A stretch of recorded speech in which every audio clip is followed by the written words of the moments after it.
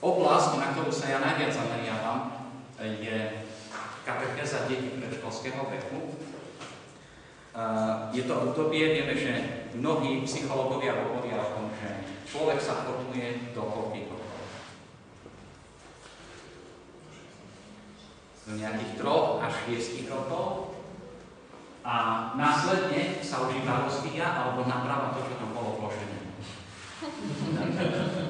Takže ak sa zanedba toto obdobie, tak potom už je niekedy veľmi ťažké niektoré veci opravovať. Už nebohý pápež Jan Pavol II vychádzajú z kontextu polskej krajiny, jeho doby počas komunizmu, tak poukazoval na nesmierny význam predškolskej výchovy vo viere a zároveň akože tento význam on podporoval tým, že mnohé totalitné režimy, teda aj komunizmus, ale nielen komunizmus, aj ďalšie režimy, sa snažili získať deti do 6 rokov. Potom už môžu ísť. Pretože vtedy, akože tieto deti sa dali najviac ovplyvniť. Vtedy do dieťaťa, ako vlastne to, čo dieťa prijíma v prvých 3 rokoch, väčšinou hovoríme, že naše také prvé spomienky siahajú do nejakých 3-4 rokov života. To neznamená, že prvé 3 roky neexistujú, ale oni existujú v našom podvedomí.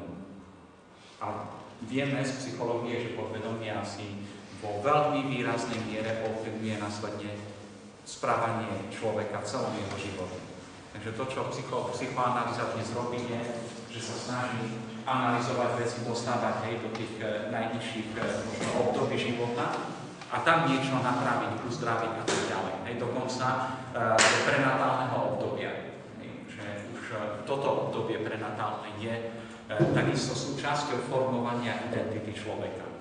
Takže pápež poukazoval v danej dobe, ešte ako kardinál Wojtyła, poukazoval na to, že v Poľsku sa vlastne totalitný režim snaží zaviesť povinnú predškolskú výchovu, vlastne čo bolo zavedené aj u nás, práve kvôli tomu, aby sme nahradili Mikuláša Dedom Mrazom, aby sme nahradili Vianočný stromček jedličkou, to ešte sme spievali v lese, takže toto bol vlastne určitý pokus štátu o to, aby dieťa, aj keď možno nebolo úplne odvedené od viery, minimálne aby bolo spochybnené. A myslím, že sa to často stávalo, že deti prišli domov a sa pýtali, tak ako to je? Komu máme veriť?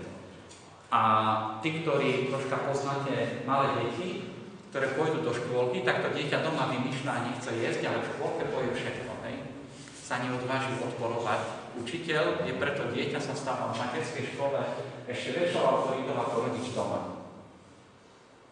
Následne ďalší psychológovia poukazujú na to, že ak dieťa tráví možno tých 8 hodín alebo 6 až 8 hodín mimo domova, tak ho to môže veľmi, veľmi výrazne poznačiť, niekedy ešte viac, ako to, čo zažíva v rodine. Prečo? Lebo si zoberme, že ak dieťa chodí do škôlky, takže ho ráno vyrušia o 7 a príde o 4 domov, tak doma čo sa deje, ako to dieťa, akože tam troška sa dá kde pohrať a už ide spať. Okolo tej 7 po 8 ide do postele dieťa predškolského veku. Takže čas, ktorý ono stráví doma v domácom prostredí s rodičmi, je veľmi malý. A teda kto potom víťazí? Kde dieťa trávi viacej času? Kto na neho viacej vplýva?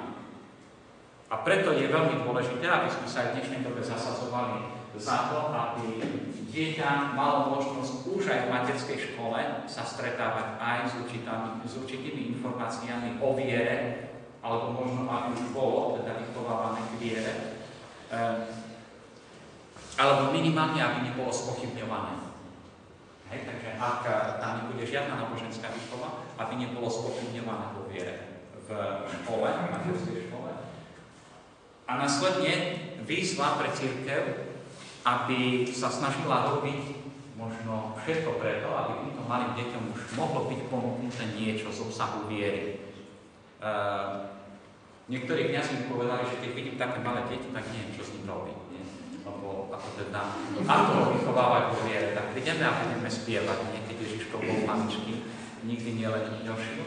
Takže to je možno niekedy neschopnosť. My sa dostaneme ešte k predstaveniu a formovaniu Božieho obrazu. Ja keď som povedal, že chcem, aby už v materskej škole sa hovorilo o Duchu Svetom, tak ten tým autorov metódy mi hovorili, a to, o čom tam budeme im rozprávať. A jedna z týchto autoriek vyskúšala, že Duch Svätý, Ježiš je krstený v Jordáne a teraz tam holubica. Vlastne Duch Svätý zostupuje v podobe holubice. No a následne vyšli vonku na prechádzku ako učiteľka v škole a videli deti holubov a hovoria, že pozri, koľko Duchov Svätých. Tak to je nesprávny spôsob podávania posolstva. A následne teda ja som zobral a som vymýšľal témy pre každú jednu vekovú skupinu týchto malých detí. A oni ich, potom ja som ich inšpiroval, teda som im teologicky hovoril, že o čom všetkom sa dá hovoriť pri osobe Ducha Svätého. Ak človek prežíva radosť, môžeme hovoriť o Duchu Svätom? Dieťa je otvorené pre radosť, ako vie žasnúť, tak ako možno človek už potom neskôr sa to musí iba učiť. Potom mnohé iné veci, ktoré sú dieťaťu vlastné a ktoré akoby potom už neskôr stratí. Takže to všetko dieťa otvára pre Boha, ale to musíme vedieť správnym spôsobom ponúkať. Takže súčasná situácia pre školskej katekézy môžeme hovoriť o 3 hodinách, ako kde sa čo robí. Určitá katekéza v rodine, farnosti a materskej škole. Takže to sú také 3 okruhy.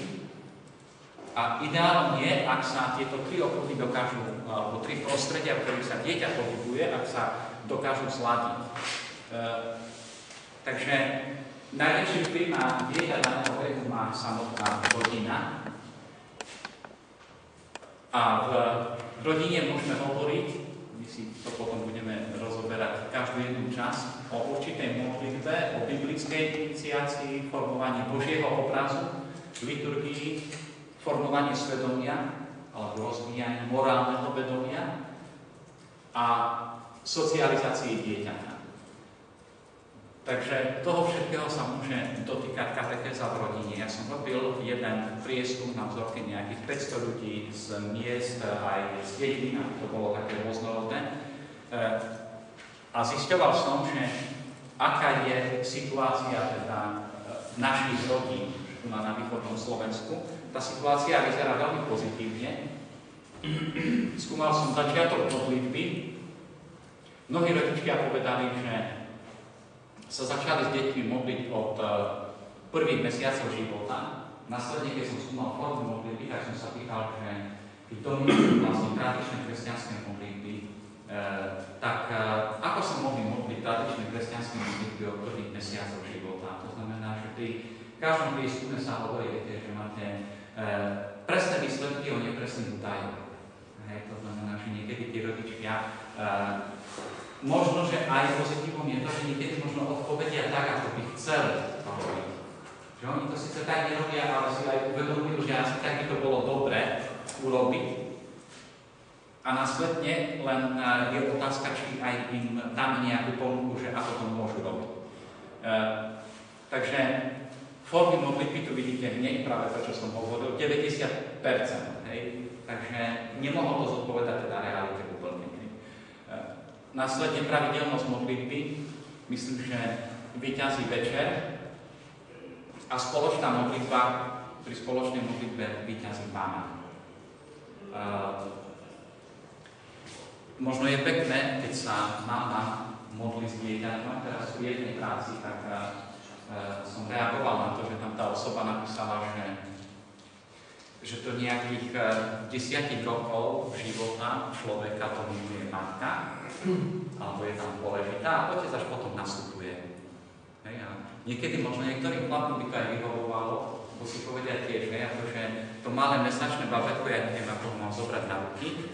Takže ja si svojho syna zoberiem, keď mám 3-4 roky a som mu pôjde do záhrady a bude okolo mňa robiť niečo, alebo teda, keď už sa s ním dá niečo robiť, chlapské. A to vtedy tam, akože nech sa s ním mazlí manželka alebo mama.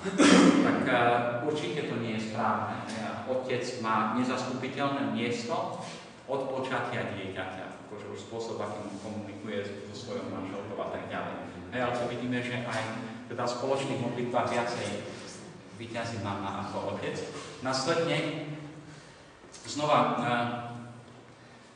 ľudia si myslia, že dieťa, alebo sú presvedčení o tom, že Biblia je prístupná dieťaťu už od ranného veku, že už sa dá aj s Bibliou niečo robiť, avšak ju používajú oveľa menej, ak si zoberieme následne realitu. Znova túžba určitá, alebo určitý pocit vnútorný a následná realita, ktorá prichádza. Potom liturgická iniciácia v našich rodinách, tak účasť na svätej omši od narodenia už 22% hovorí o tom, že je to tak, vlastne, že berú deti so sebou do kostola. Ja som sa stretol s tým, že mamka s dieťaťom musela odísť vonku, lebo to dieťa tam čo povedalo nejaké slovo alebo tak, myslím, že zvláštne ja som sa mal dávať do pozornosti, že najväčšie právo na to, aby boli deti pri oltári a v kostole, majú deti. Akože oni majú najväčšie právo byť kde si tam.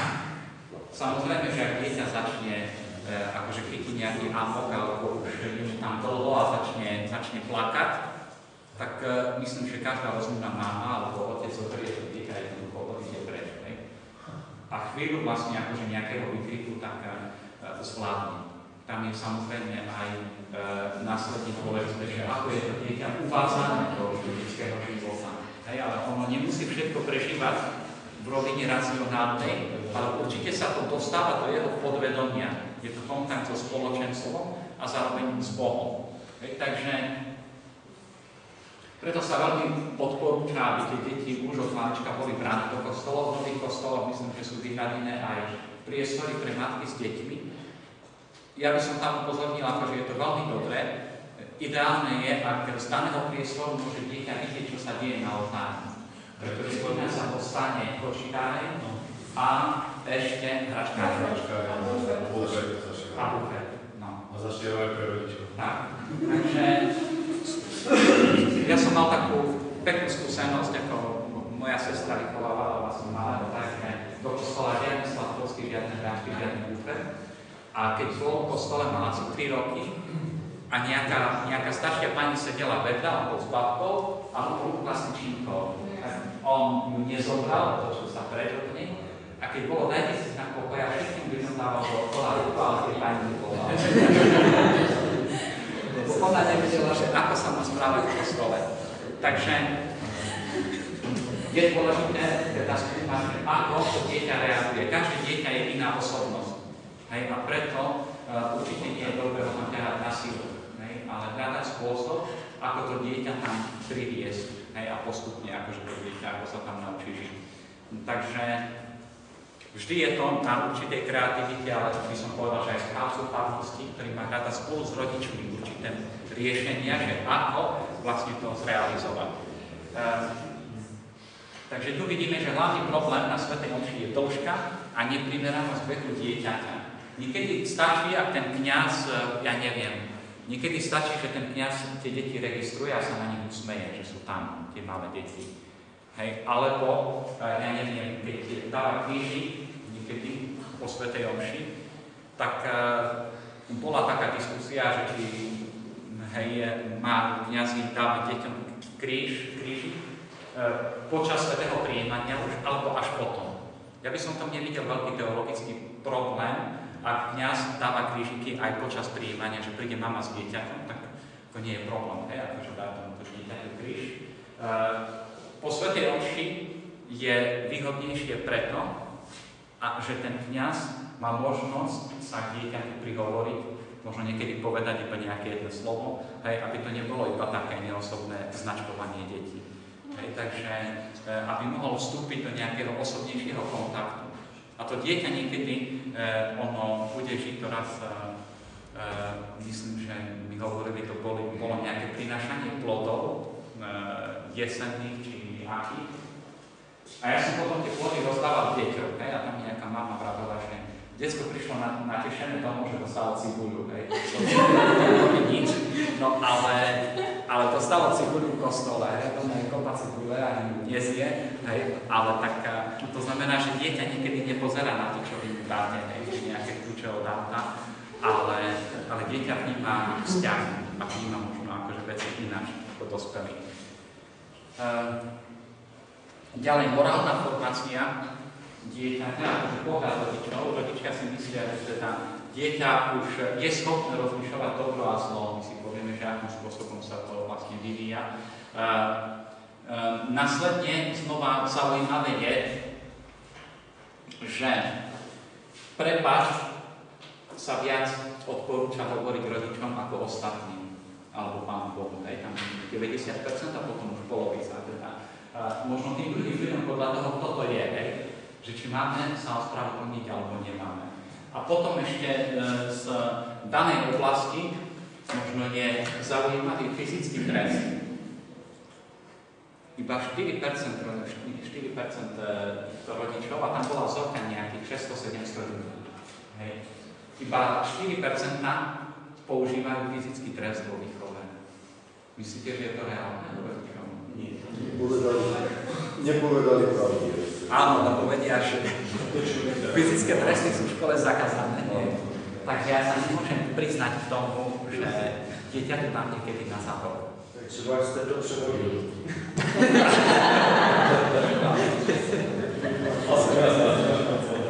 Asi by som s tým súhlasil. Aj keď by to malo byť možno rovnomerne vyvážené, aj jedno, aj druhé. Ale neviem, aký je váš pohľad na fyzické tresty. Možno nikto je, akože s týmito malými deťmi. V oblasti znova psychológie sú na to rôzne názory. Určitý čas sa vlastne preferovalo to, že teda nenásilie, dieťaťu nenásilný spôsob.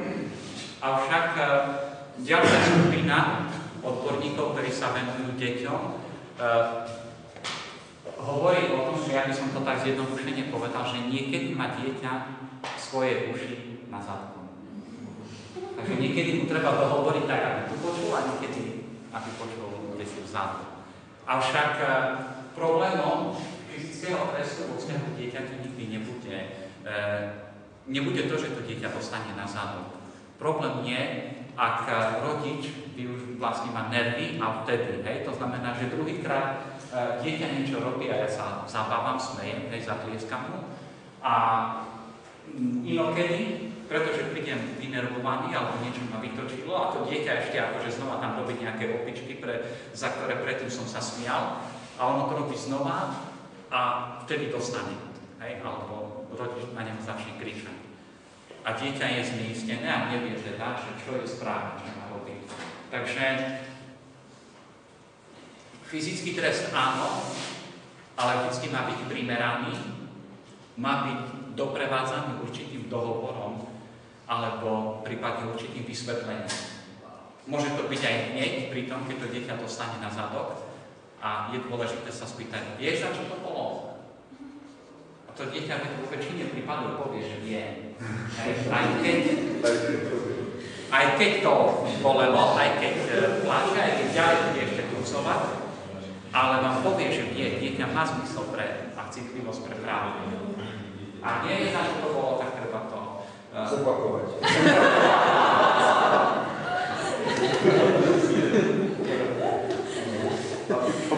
Jeden profesor ešte vo Francúzsku rozprával o tom,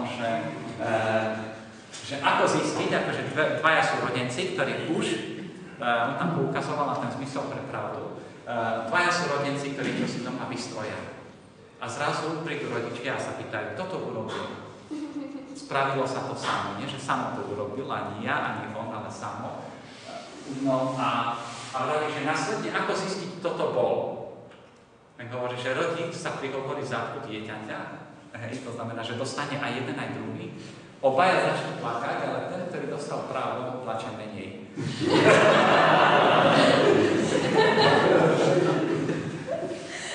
Ten, ktorý bol neprávno potrestaný, tak on plače ešte aj za to, hej, že on to urobil a napriek tomu som dostal aj ja. Hej. No, takže že potom v takýchto situáciách je potrebné dobre počúvať, kto ako plače. aby sme zistili, že ako to v skutočnosti je.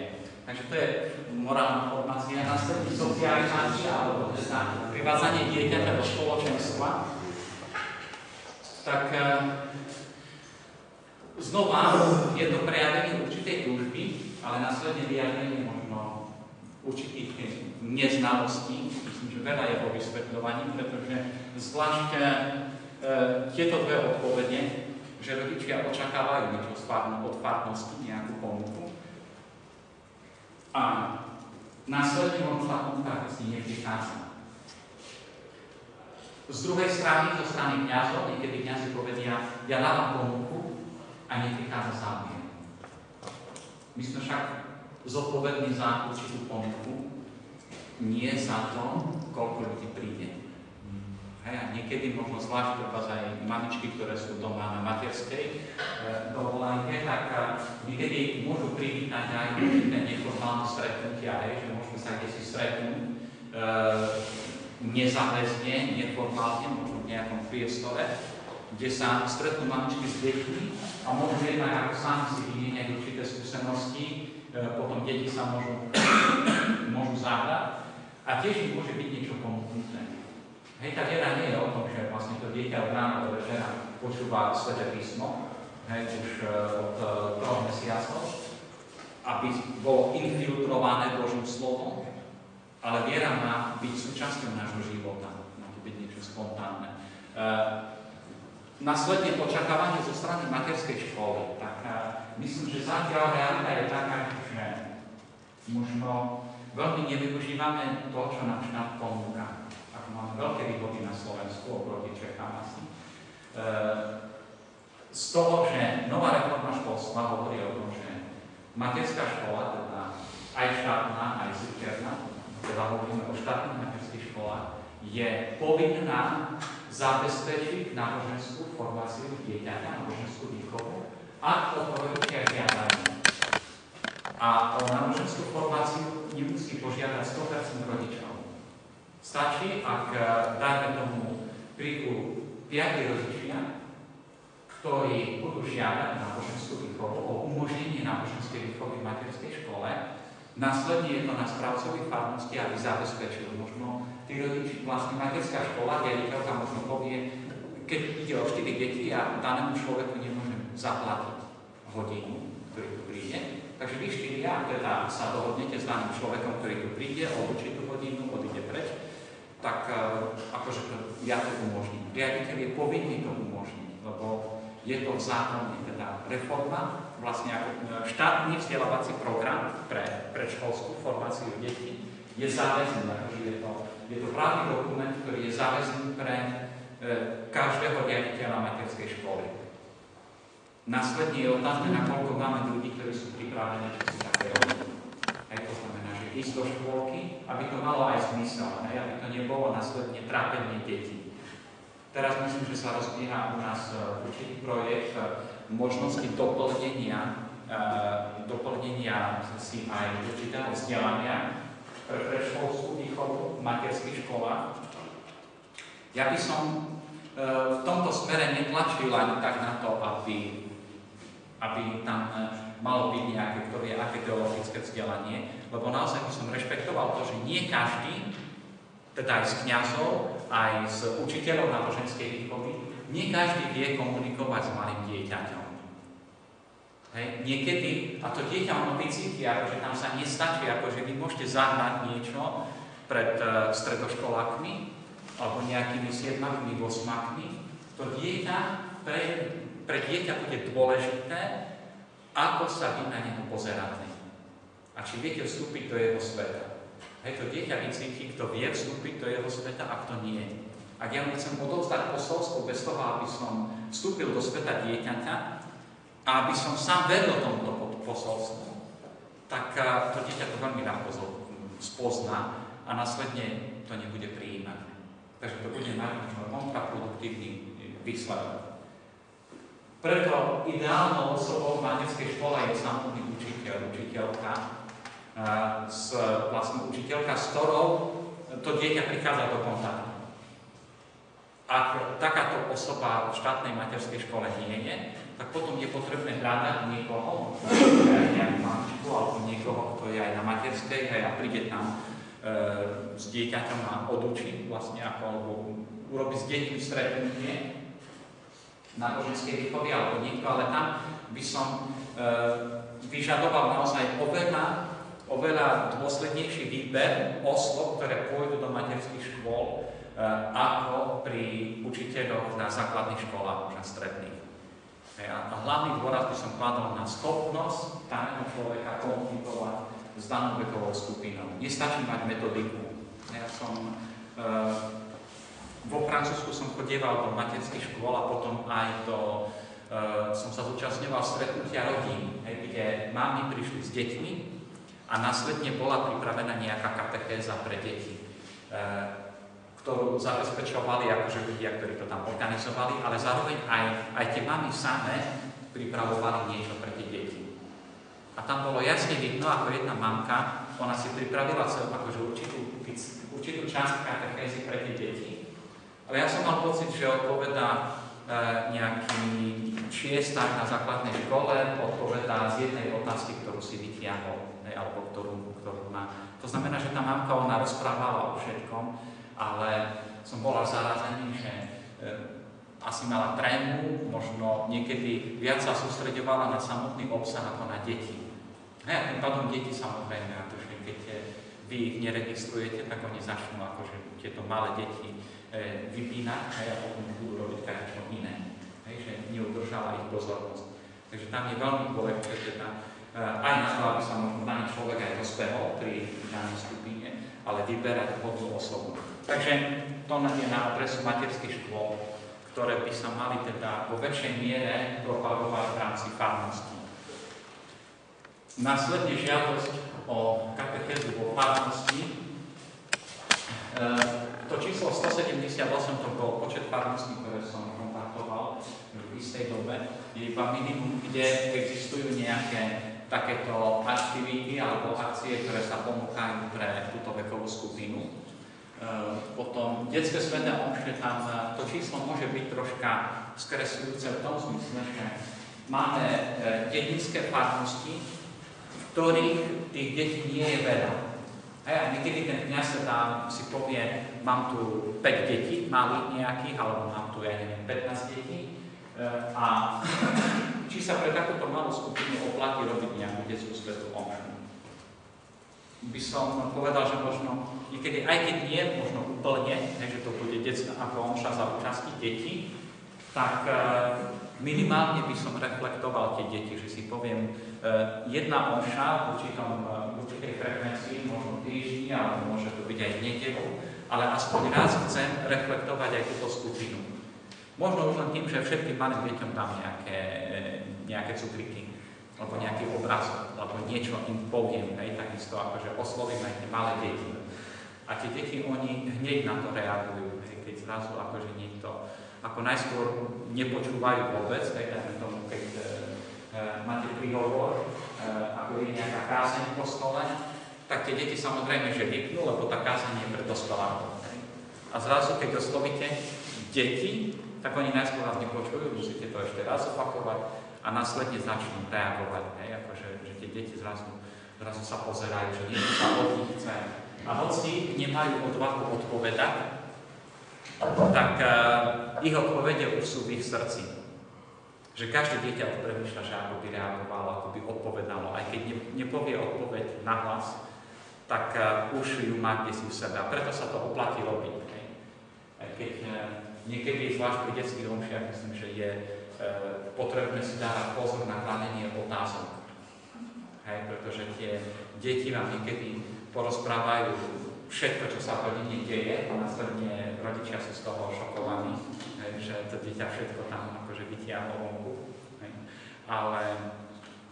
Takže je potrebné vedieť promptne reagovať, aby to nebolo vyťahovanie rodinných záležitostí. Hodina, nemá to byť hodina, nejakých 10-15 minút pravdy v kostole, ale a babky počúvajú ešte viac následne, niektoré sedia v laviciach, že deti hovoria, staré mamy počúvajú. Jestli můžu jenom takový příspěvek, že já se snažím třeba i v neděli, když je normální nedělní bohoslužba, tak vlastně mám kázání pro dospělí a potom jednu myšlenku pro děti. Určitě. A oni opravdu vydrží celou dobu to kázání pro dospělí a proto stačí někdy 2-3 minuty a je to velký kontakt s nimi a pak třeba naučená někdy dopředu. A mě v tím vše svatý vlastně jako by tam vydrží. Ano. Rádi tak každou Myslím, že pri nedelných svätých omšiach to mohlo byť aj také ideálne, hej? Ak ten kňaz vie využiť niektoré momenty, liturgisti by nám mohli tam hovoriť o tom, že či je to aj liturgicky správne, možno niekedy sa zastaviť, ja neviem, ak vidím, že tie deti tam čo ako robia, hej, neveľmi ma vnímajú, a im poviem, že deti, teraz medzi nás príde Pán Ježiš. Po prefacii, dajme tomu, hej, že deti upriamím na to, že nastáva chvíľa premenenia. My vieme, že v omši za účasti detí je tam potom aj to zvolanie, to je Pán Ježiš, ktoré môže a nemusí byť využívané, ale možno niekedy aspoň nejakým takým krátkym komentárom teda osloviť deti a pozvať ich naspäť do toho, čo sa deje pri svätej omši. Vo Francúzsku som bol svedkom toho, už aj dnes sa to na niektorých miestach robí, že deti pred čítaniami, to znamená, že po úvodnej modlitbe zoberú katechéti alebo nejakí vlastne ľudia vo farnosti, zoberú skupinu detí, odídu s nimi do inej miestnosti a tam majú vlastne určitú bohoslúžbu slova a vrátia sa naspäť, myslím, že až na modlitbu Otče náš.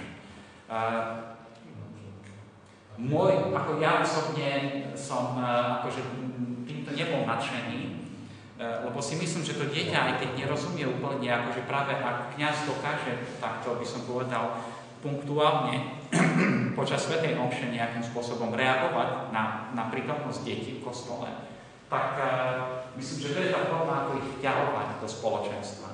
A tie deti, oni sú radi, že sú aj medzi dospelými a že je tam vlastne ako iná skupina, ako iba oni same. Aj malé dieťa chce byť veľké a preto ono sa dobre cíti aj v spoločnosti veľkých, to znamená dospelých ľudí. Takže viem, že aj u nás už sa niekde začína vlastne akože s čím si podobným.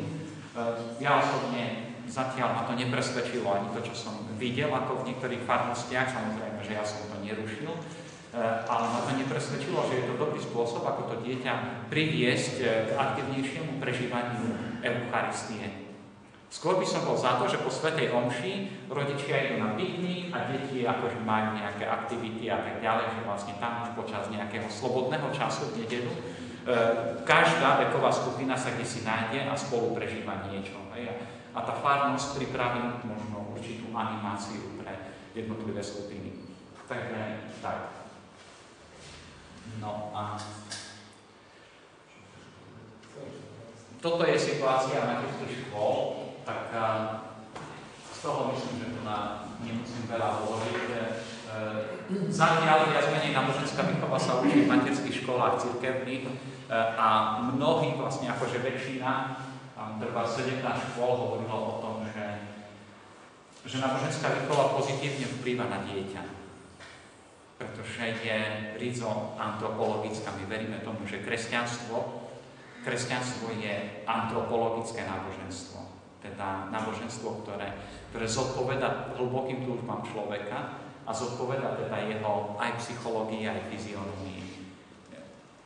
Tak u detí sa to najviac prejavuje. Myslím, že najväčšie problémy sú práve možno prostriedky, určité pomôcky a potom najviac ľudia, ktorí by to vedeli robiť.